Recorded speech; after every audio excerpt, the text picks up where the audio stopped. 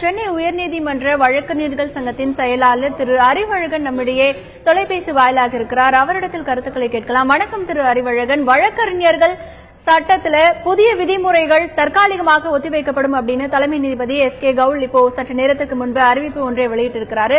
இது பற்றி உங்களுடைய கருத்து? இந்த அறிவிப்பு என்பதே இந்த பிரச்சனைக்கு ஒரு நிரந்தர தீர்வாக பார்க்க முடியுமா? இது பற்றி உங்களுடைய கருத்து?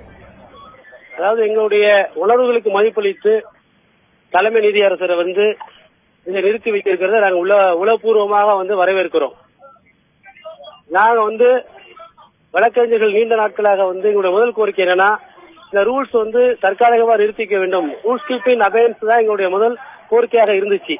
அதை இன்னைக்கு ஏத்துக்கிட்டு நீதிமன்றம் எங்களுக்கு இதை கொடுத்திருக்கிறது. உள்ளபடியே எங்களுக்கு மிகப்பெரிய மகிழ்ச்சி. நாங்களும் நீதிமன்றம் நீதிபதிகள் என்ன விரும்புகிறார்கள், அவர்களுக்கு என்ன விரும்புகிறார்கள் என்பதை உணர்ந்து அதன்படி நாங்கள் நடப்போம்.